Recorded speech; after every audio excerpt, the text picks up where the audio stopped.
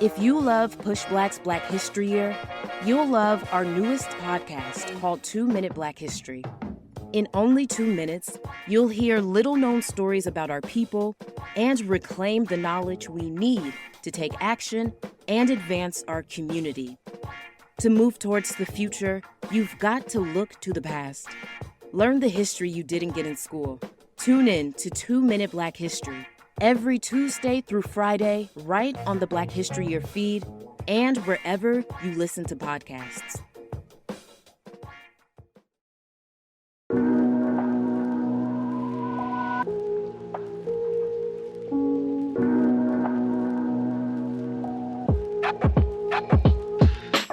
Crowns unfurl from our heads, coiling in kinks that defy oppression's grasp.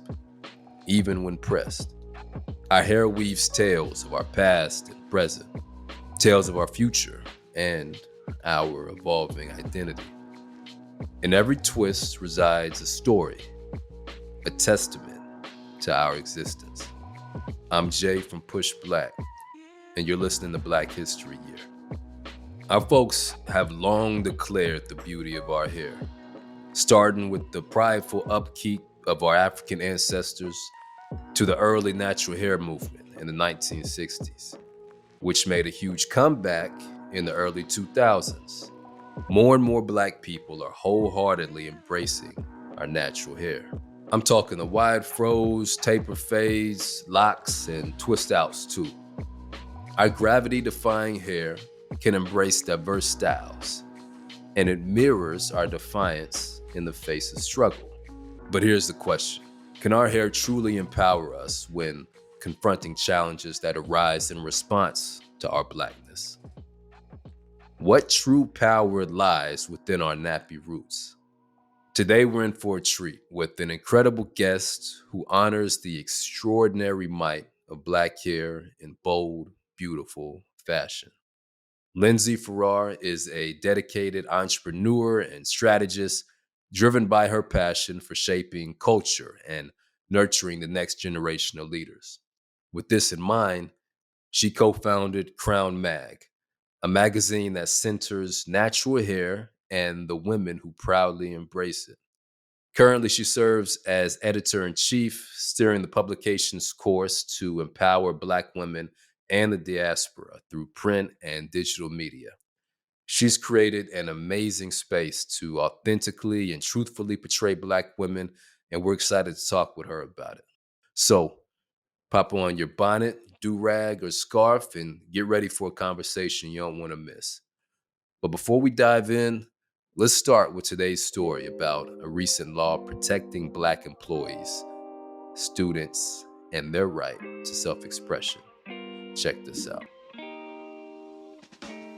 Many companies enforce dressing policies with coded language that uses race or traits commonly attributed to Black people.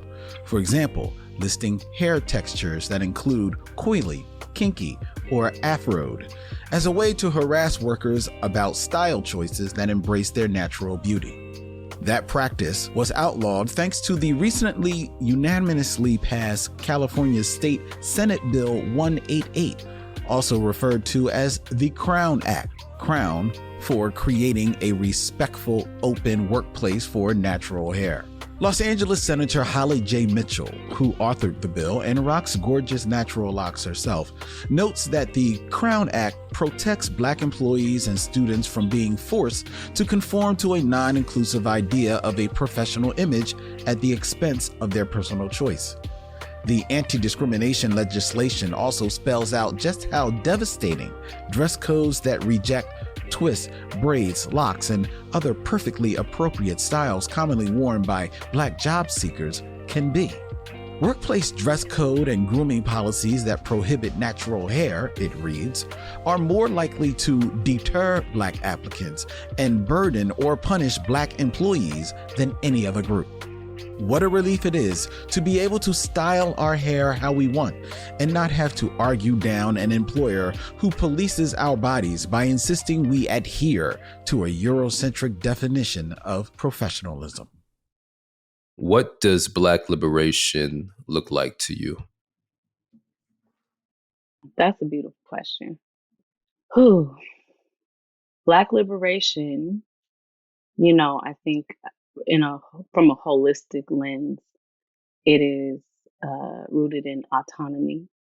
And when I think about it, I think about it from the time we're born, being born outside of, systems that were designed not, we'll just say politely, not for us, if not against us.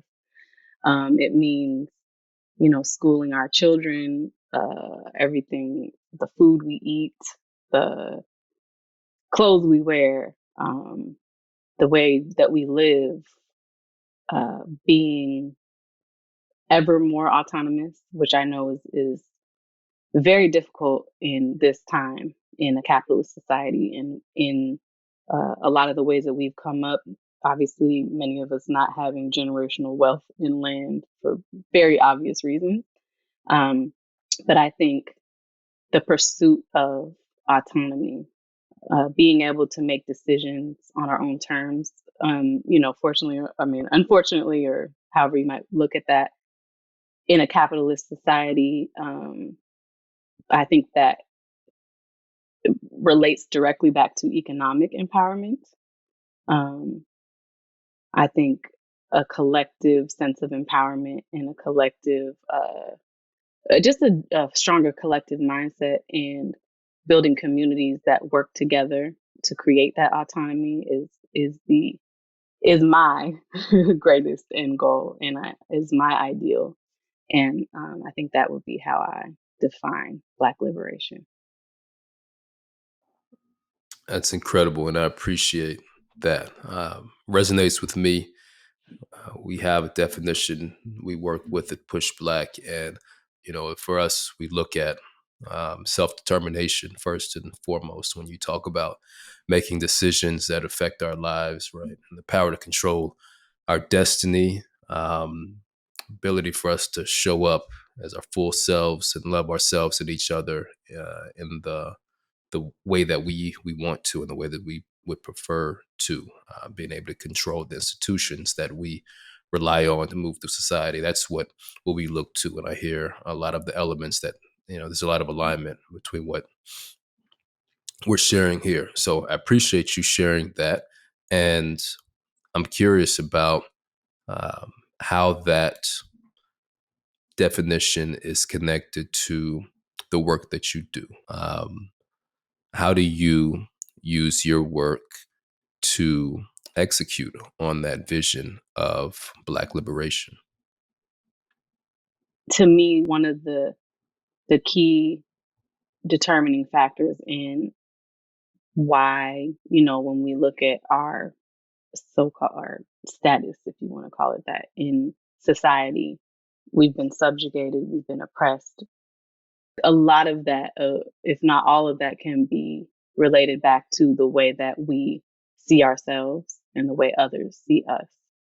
There's been a centuries-long propaganda campaign against Blackness, through the media, whatever that may be, whether that was print, and with the advent of TV, more of the same.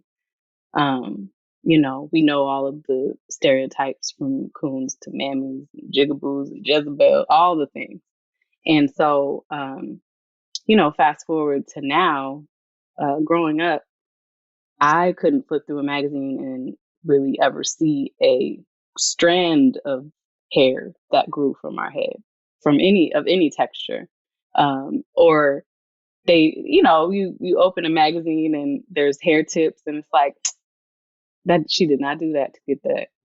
Like that is a weave or a wig. So it's like, no shade against weaves and wigs, but there was not a reality tied to our experience. Like, you're not about to follow those steps and achieve that style. And that's just when we're talking about hair and beauty. When we're talking about just the depictions of ourselves in a broader sense, we're depicted as criminals, as lowlives. The whole time we've been here, there's been violence against our bodies, and that is upheld and definitely normalized, but it's made like justified through the depictions of us we start to see ourselves this way, and others see ourselves this way, and then you get to the, oh well, there was weed in their system, and oh well, Mm-hmm. the justification for our lynching. Obviously, we're a small business, we can't change everything, but I'm a true believer that we all do what we can where we are. And so we felt it important to add something into the ether that was a positive depiction, and not positive in a respectability politics kind of way, but in a way of hopefully something that feels real and authentic, and something that you don't get to see that is part of you. And one of the things that makes me the proudest of our work is on the many occasions that we've, whether it's giving it to someone in the street or a magazine to someone in the street and seeing them break out into tears, or one day I was on 14th Street in New York, and I handed one to someone, and she opened it and she held it up to her face, and she was like, this is me. This looks like me. And those are the moments that this work is for. It's the moments where we can truly see ourselves and start to rebuild that esteem, because we're starting from a standpoint of microaggressions. That's what they call them, aggressions. Everywhere we go, Yeah. and so we have to do our part to kind of rebuild that so that we can get to the work, the real work. And if we don't take ownership of rebuilding it, who will? I don't believe anybody will. But let's sit with the history that you brought up. You shared some of the ways that this centuries-long campaign against Blackness has played out intentionally, to make us hate ourselves, how we look, things that we otherwise have valued throughout history. All that was done with intention to make us look at ourselves a certain way and to make other folks look at us a certain way. And as you mentioned, to justify that lynching, and other forms of oppression. I'm curious, in your understanding of the history of Black hair, in what ways have you seen us embracing it over time that have really stood out to you as beautiful or expressions of power or liberation? I think Black self-image, beauty, and is intrinsically linked with our hair because it has been so deeply stigmatized. Um, and I think one of the most beautiful times that I can think in our recent history is, the Black Power movement, the Black is Beautiful of like the late 60s, 70s. I know that was kind of my mom's era, and she had the huge fro back in the day. And that's a time that is super inspiring in the sense of there was just so much thought leadership from that time that is still directly applicable to today. And I think it's exciting that the kind of resurgence of the natural hair movement that happened, maybe I would say around like '09 to even present day, even though some might argue that we're kind of slipping back into what I guess the next would be with the disco era or whatever. Mm-hmm. um, Mm-hmm. but I think reclaiming that history and reclaiming some of the thought leadership that went with it is a really exciting thing. Um, of course, it's beyond just quote unquote hair. Um, it's it's the ideas, and I think with the advent of technology, not even the advent, but the continuation and the development of technology, '09, and when we started the magazine, 2014, I think was the first kind of spark of the idea that we had on my rooftop then in Crown Heights, Brooklyn.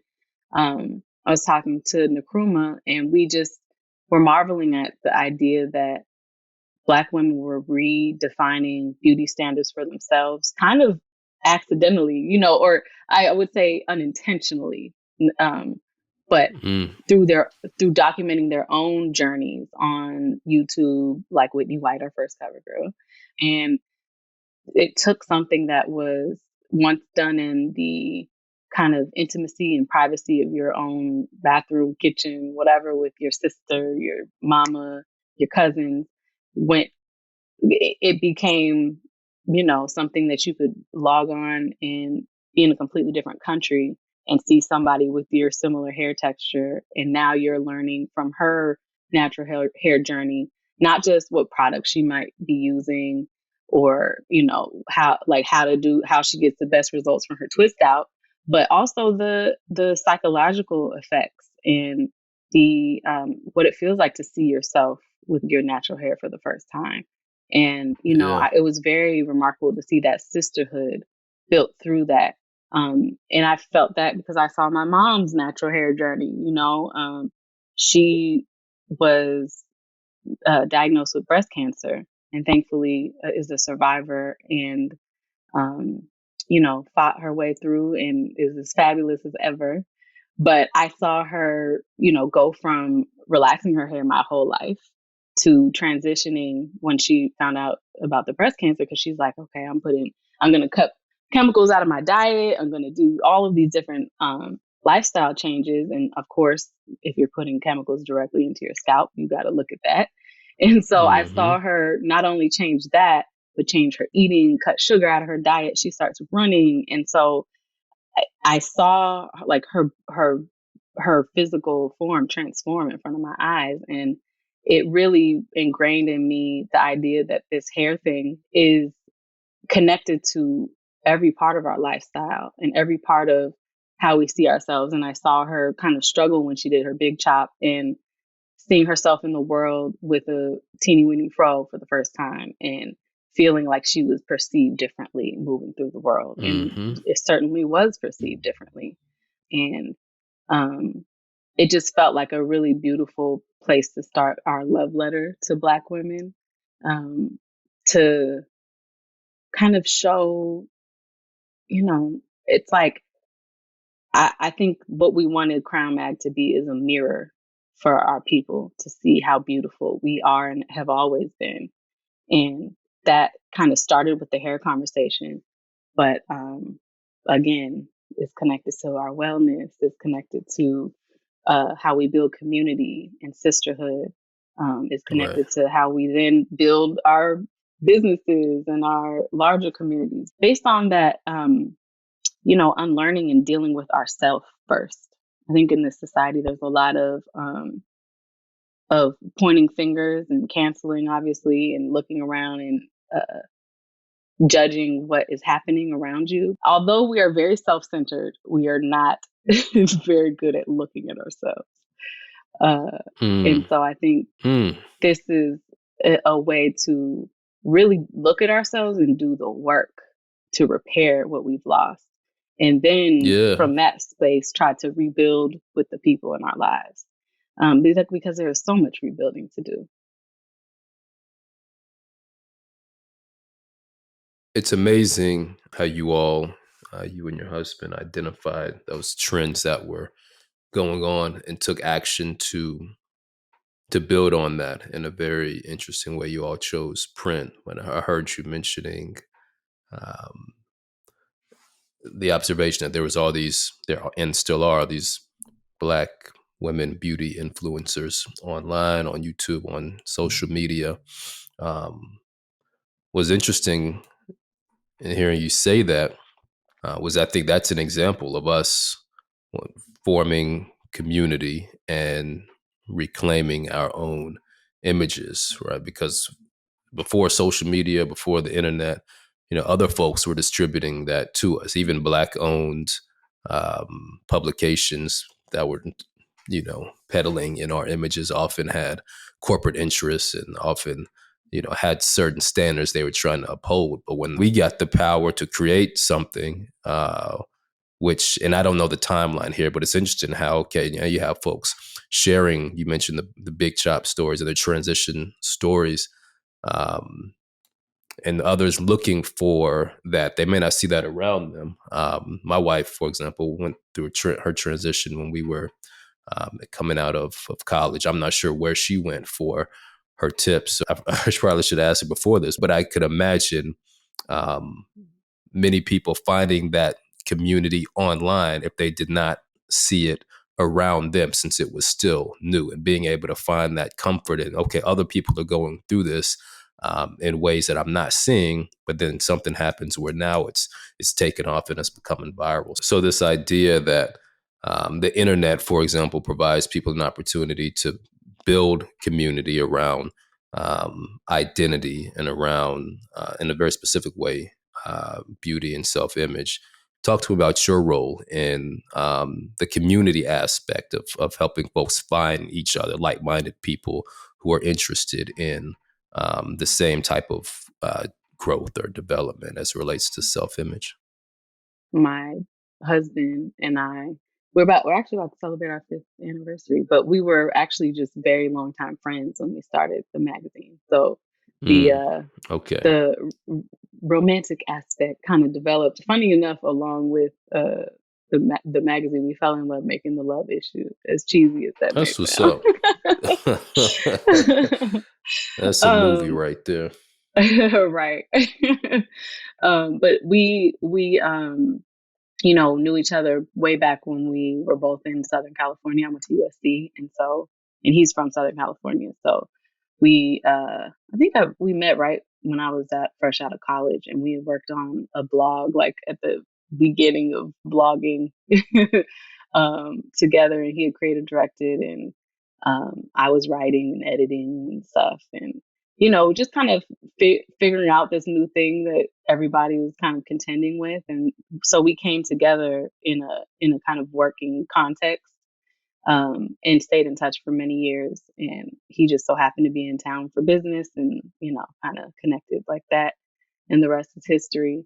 But I would say, even in those early days, it's funny because we reflected on this, and we in those days, and it was more so, it was he and our other friend Jaren's platform called Live Elevated, and they were doing a lot of stuff that was really ahead of their time.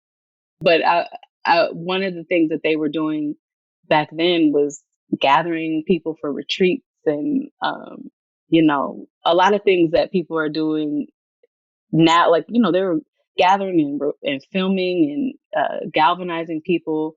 Nkrumah is very much a community organizer. He comes from that background, even in his college days. So, when we began, we went out to Afrofolk Music Festival with like 1,000, I don't even know, a couple thousand zines, like our MVP, so to speak, minimum viable product, and put it in the hands of like 1,000 Black women, and just had hand-to-hand conversations. Nkrumah's background also, he was an MC once. He's probably gonna hate me for saying this, but he used to sell. He sold like 80,000 CDs hand to him in Venice Beach. You know what I mean? So he came from that world, and I worked in the music industry myself, so we were very familiar with the idea of like touching the people.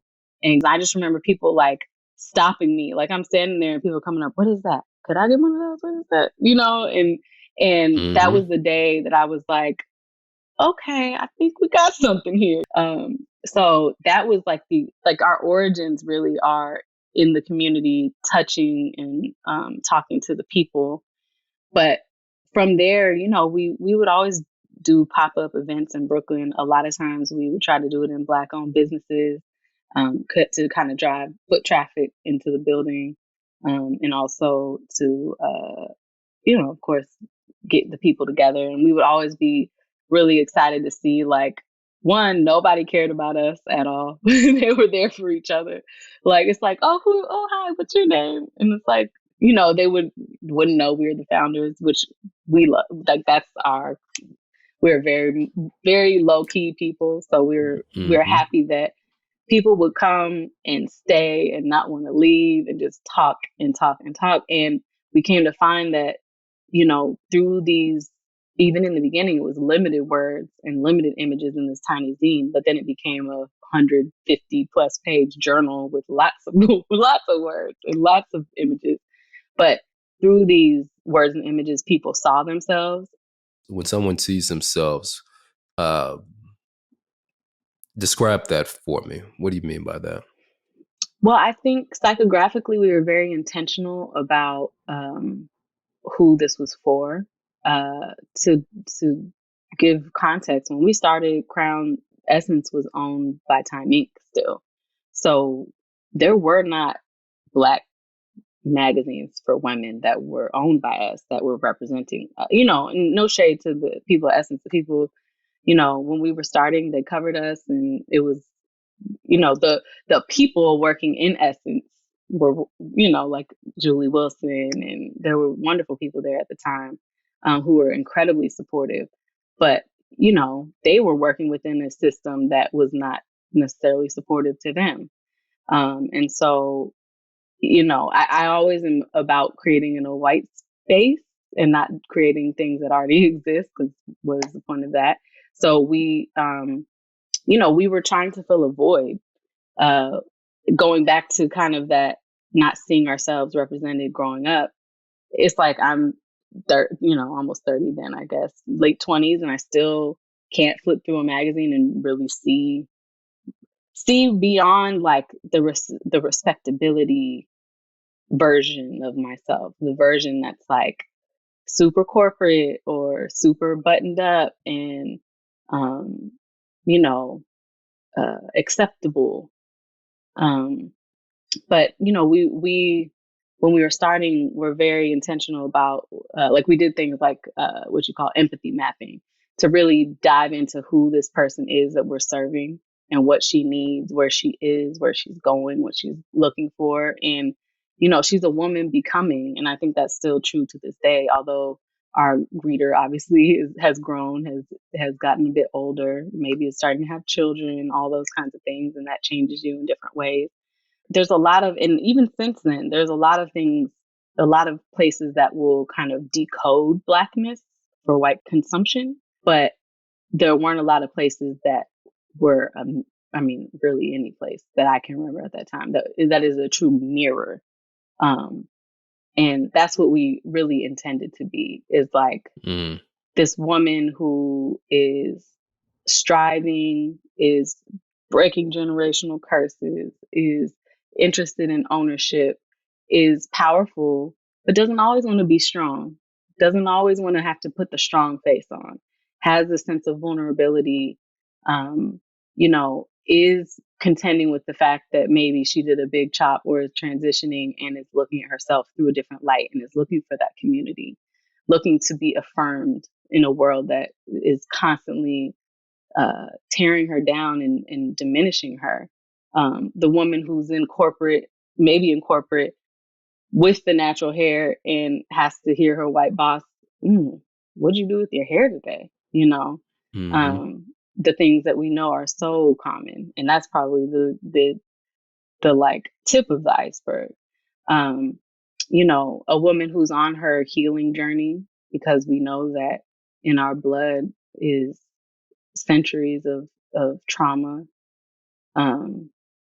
centuries to undo and to heal, and who is kind of like facing herself down and is brave enough to at least start to do some of that work, to start to heal her relationships. I'm hearing you speak about this healing journey. I'm curious about the timing and why this is resonating with folks at this time in our history. Well, I think the natural hair journey, so to speak, is hand in hand with the healing journey.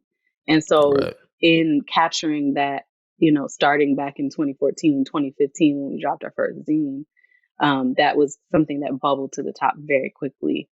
And in 2016, by the time we're dropping our first full journal, 100 plus pages, Formation had just come out. I think 2 months after we dropped, A Seat at the Table came out. And so, different things like Black Girl and Own came out. Like, there were just lots of really beautiful representations of Blackness. It was a very magical time, particularly in Brooklyn, where we were. You're riding the subway and it's like everybody got a different style clothes, dress, but hair, of course, just everything. You would see everything. And so it was super inspiring. And that was where we personally were at that time, just looking anecdotally at my surroundings, but then at the larger kind of cultural shifts. It was just really interesting from an anthropological perspective. I think so much of it relates to the phenomenon that I spoke to before, where it's like you can see yourself in all of these different communities. Like there's communities for everything now, almost too many communities now versus even when we started. Like we can connect more than we ever could before, where you might have just been kind of in your own head, in your own routine, in your own world, your own bubble. Like even now, if you live in Brooklyn, you ain't in Harlem like that, But with social, you can see a little piece of everywhere.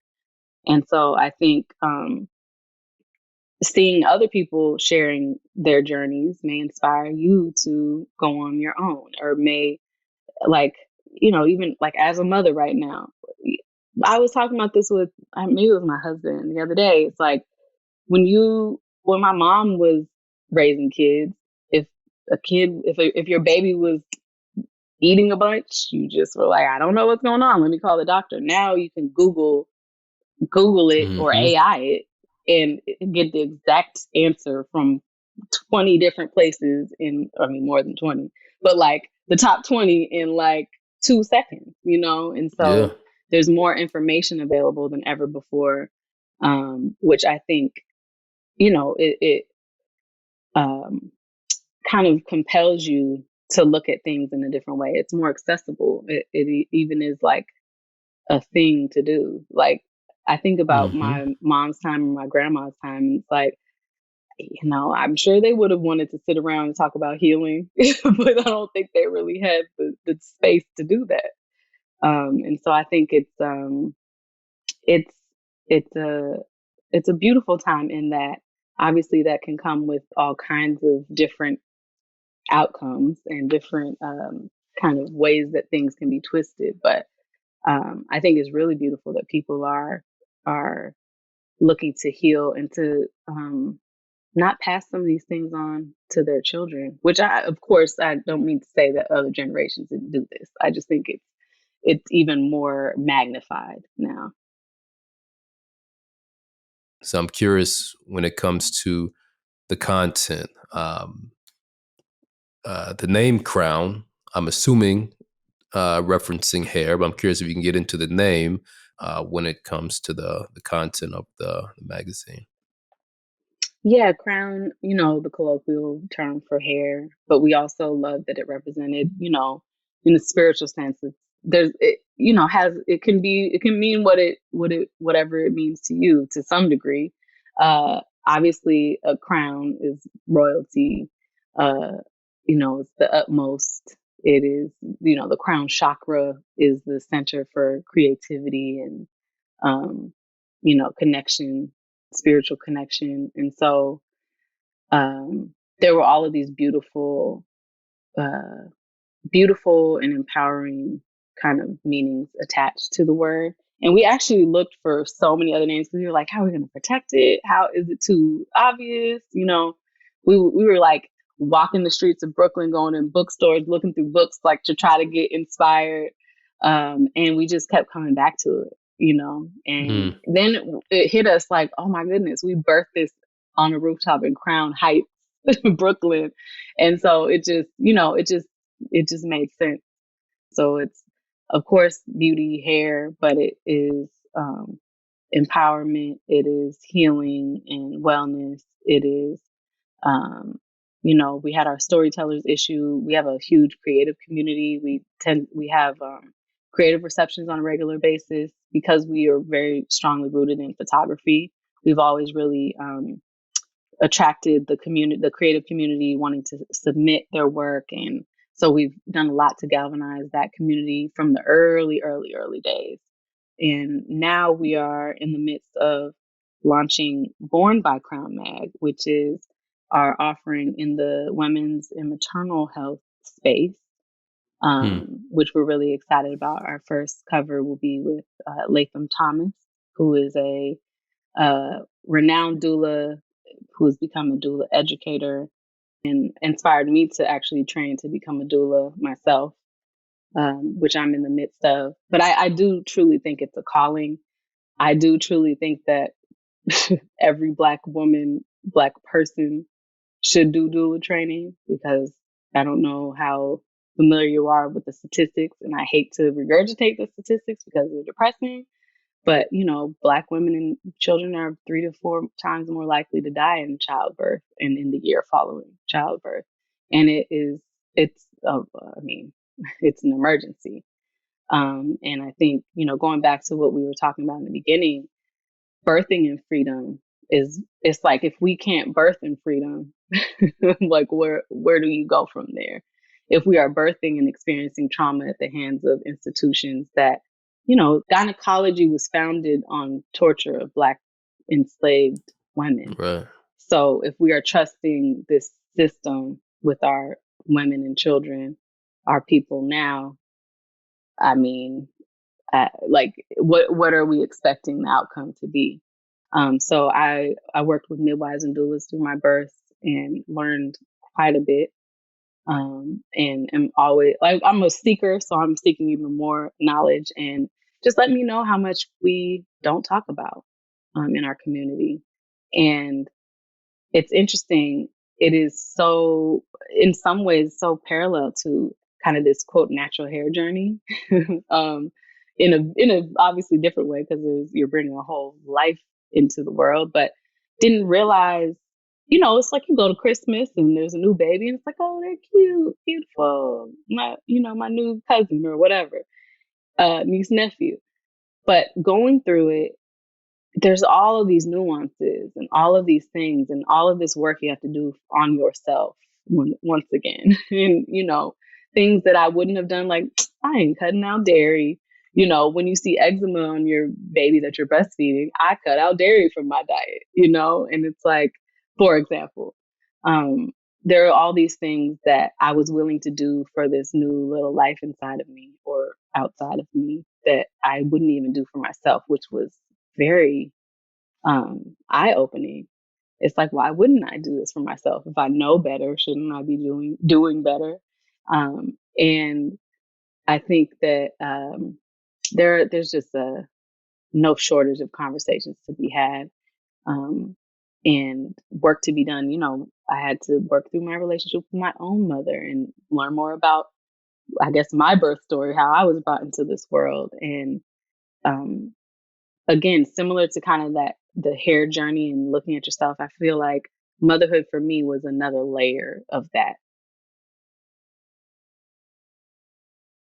I appreciate you sharing that. And it's exciting to hear about the next chapter and the crown journey and what you all are offering to the world, and really how you are listening and observing both to yourself and to the community, right? Look, digging within what you're seeing and looking at those around you to say, okay, these are the type of conversations that are needed in the space, and we have to be the ones, we as the collective, our community has to be the ones to own these conversations, and you're finding ways to contribute to that and to get to the forefront of that, it seems. So it's really cool to hear.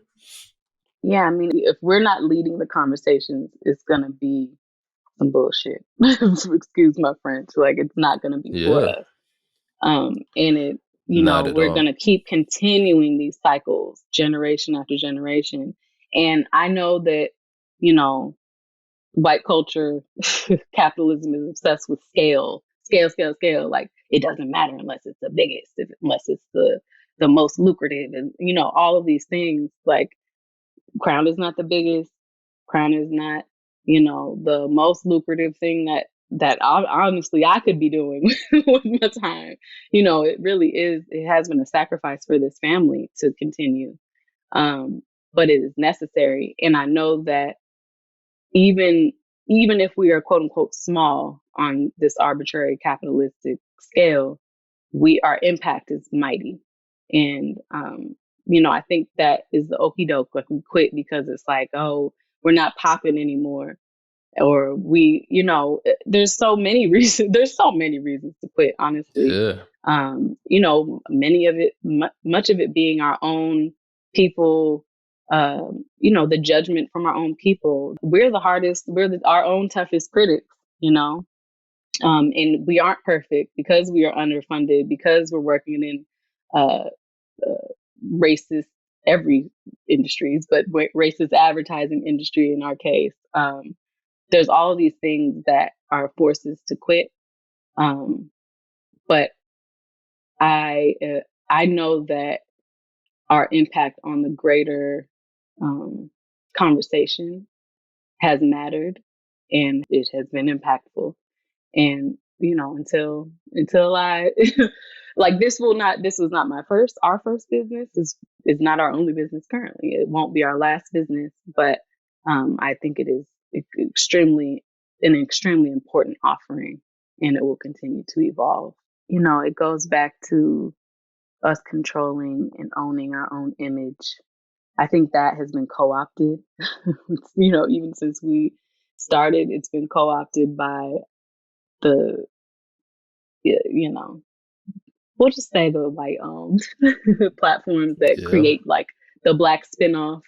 It's like, we got to own our narrative. And it's like, but who owned you? And then who owned you now? Because you were independent and now you're owned by these people. Now they're bankrupt. It's like, what is even happening? Talk that shit. It's like, you have these young people who want to make an impact and make a difference. And I understand why. But when you're doing it in Master's house, it could only do so much, and it's going to be twisted and it's going to be used against us.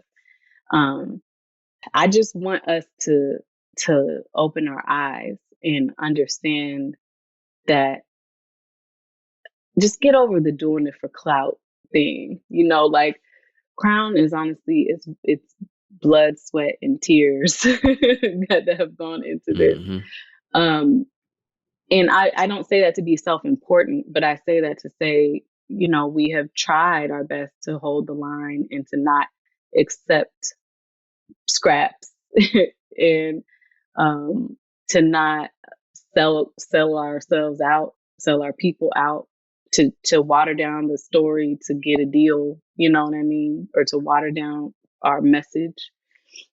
But I just want to see us not just going for the trend of the day and not just wanting to be seen.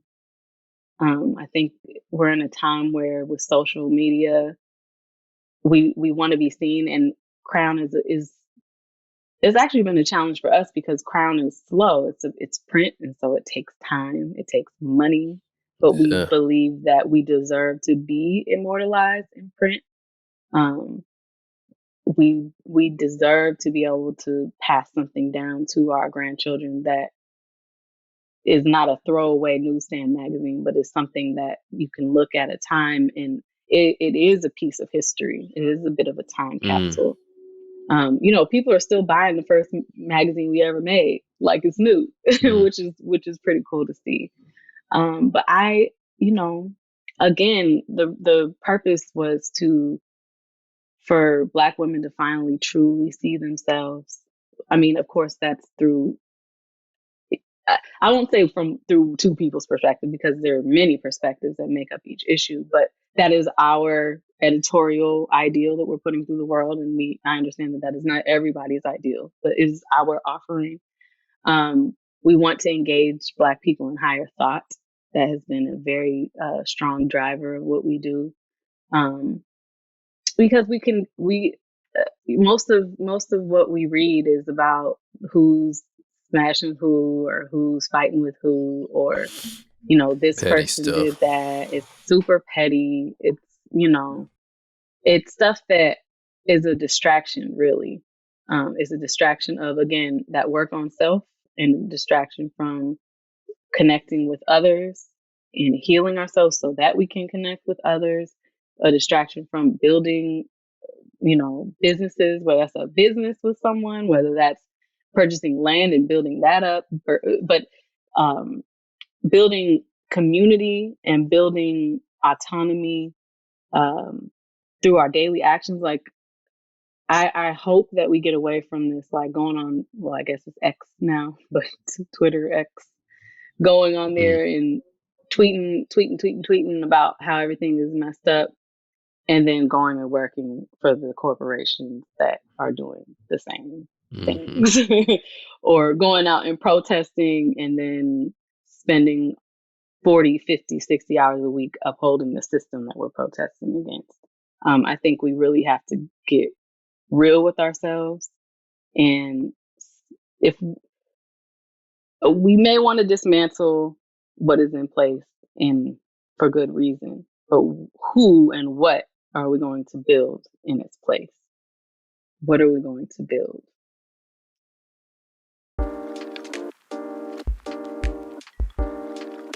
Lindsey, I appreciate you. I appreciate your time today and appreciate the work you're doing with the Crown and everything else. So thank you for joining us on Black History Year.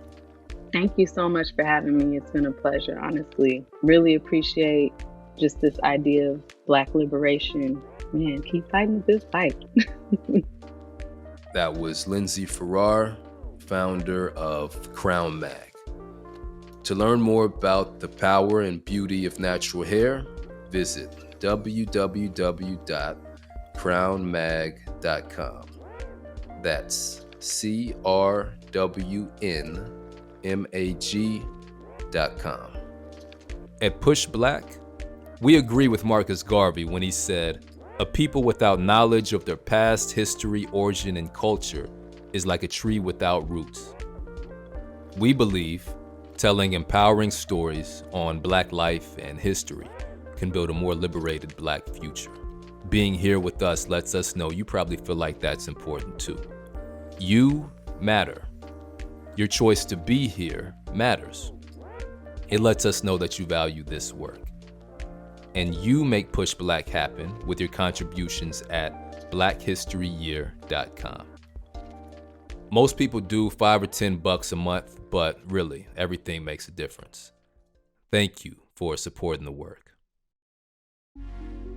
Black History Year is a production of PushBlack, the nation's largest nonprofit Black media company.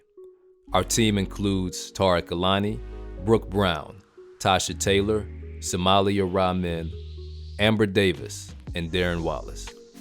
Producing this episode, we have Cydney Smith and Lynn Webb for PushBlack, and Ronald Young Jr., who also edits the show. Black History Year's executive producers are Lilly Workneh and me, Julian Walker. Peace.